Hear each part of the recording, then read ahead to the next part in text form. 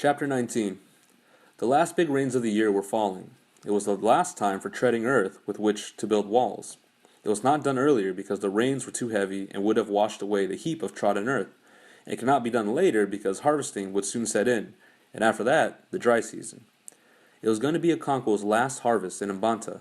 The 7 wasted and weary years were at last dragging to a close.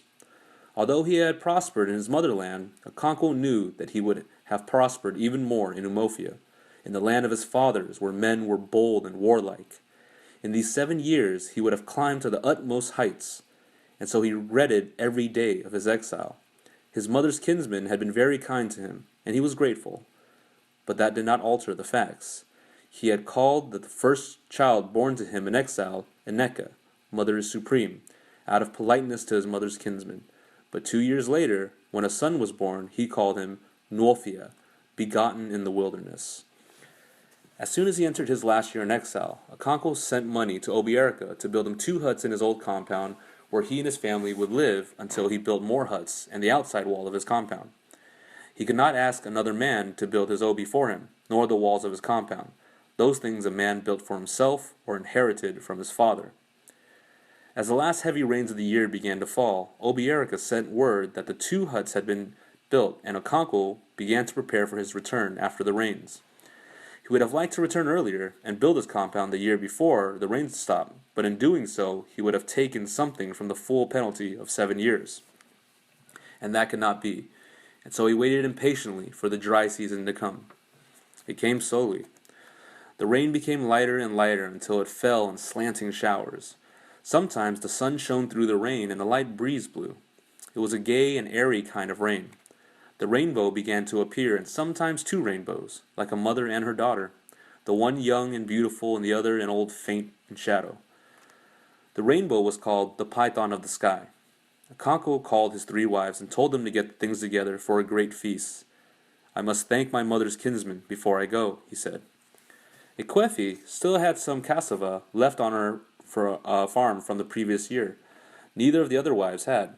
It was not that they had been lazy, but that they had many children to feed. It was therefore understood that Ekwefi would provide cassava for the feast. Noye's mother and Ojiugo would provide the other things like smoked fish, palm oil, and pepper for the soup. Okonkwo would take care of meat and yams. Ekwefi rose early on the following morning and went to her farm with her daughter, Azima, and Ojiugo's daughter, Obiageli, to harvest cassava tubers. Each of them carried a long cane basket, a machete for cutting down the soft cassava stem, and a little hoe for digging out the tuber. Fortunately, a light rain had fallen during the night, and the soil would not be very hard. "It will not take us long to harvest as much as we like," said Ekwefi. "But the leaves will be wet," said Nzima. Her basket was balanced on her head, and her arms folded across her breast. She felt cold. "I dislike cold water dropping on my back. We should have waited for the sun to rise and dry the leaves." Obiageli called her salt because she said that she disliked water. "Are you afraid you may dissolve?" The harvesting was easy, as Ekwefi had said. Azima shook every tree violently with a long stick before she bent down to cut the stem and dig out the tuber. Sometimes it was not necessary to dig. They just pulled the stump and earth rose. Roots snapped below and the tuber was pulled out. When they had harvested a sizable heap, they carried it down in 2 trips to the stream, where every woman had a shallow well for fermenting her cassava. "It should be ready in 4 days or even 3, said Obiageli. "They are young tubers." "They are not all that young," said Ekwefi. "I planted the farm nearly 2 years ago. It is a poor soil, and that is why the tubers are so small." Okonkwo never did things by halves. When his wife Ekwefi protested that the 2 goats were sufficient for the feast, he told her that it was not her affair. "I am calling a feast because I have wherewithal. I cannot live on the bank of a river and wash my hands with spittle. My mother's people have been good to me, and I must show my gratitude." And so 3 goats were slaughtered, and a number of fowls. It was like a wedding feast. There was fufu and yam pottage, egusi soup, and bitter leaf soup, and pots of palm wine. All the Amana were invited to the feast, all the descendants of Okolo, who had lived about 200 years before. The oldest member of this extensive family was Okonkwo's uncle, Uchendu. The kola nut was given to him to break, and he prayed to the ancestors. He asks them for health and children. We do not ask for wealth, because he that has health and children will also have wealth. We do not pray to have more money, but to have more kinsmen. We are better than animals, because we have kinsmen. An animal rubs its itching flank against a tree. A man asks his kinsman to scratch him. He prayed, especially for Okonkwo and his family.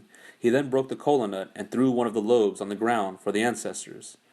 As the broken kola nuts were passed around, Okonkwo's wives and children and those who came to help him with the cooking began to bring out the food. His sons brought out the pots of palm wine. There was so much food and drink that many kinsmen whistled in surprise. When all was laid out, Okonkwo rose to speak. "I beg you to accept this little kola," he said. "It is not to pay you back for all you did for me in the 7 years. A child cannot pay for its mother's milk. I have only called you together because it's good for kinsmen to meet." Yam pottage was served first because it was lighter than the fufu, and because yams always came first. Then the fufu was served. Some kinsmen ate with the egusi soup, and others with bitterleaf soup. The meat was then shared so that every member of the umana had a portion. Every man rose in order of years and took a share. Even the few kinsmen who had not been able to come had their shares taken out for them in due term. As the palm wine was drunk, one of the oldest members of the umana rose to thank Okonkwo. "If I say that we did not expect such a big feast, I will be suggesting that we did not know how open-handed our son Okonkwo is. We all know him, and we expected a big feast, but it turned out to be even bigger than we expected. Thank you. May all you took out return again tenfold. It is good in these days when the younger generation consider themselves wiser than their sires to see a man doing things in the grand old way. A man who calls his kinsmen to a feast does not do so to save them from starving. They all have food in their own homes. When we gather together in the moonlit village ground, it is not because of the moon. Every man can see it in his own compound. We come together because it is good for kinsmen to do so. You may ask why I am saying all this. I say it because I fear for the younger generation, for you people." He waved his arm where most of the young men sat. "As for me, I have only a short while to live, and so Chendu and Unachuku and Umefu, but I fear for you young people because you do not understand how strong is the bond of kinship. You do not know what it is to speak with one voice. And what is the result? An abominable religion has settled among you? A man can now leave his father and his brothers. He can curse the gods of his fathers and his ancestors, like a hunter's dog that suddenly goes mad and turns on his master. I fear for you. I fear for the clan." He turned again to Okonkwo and said, "Thank you for calling us together."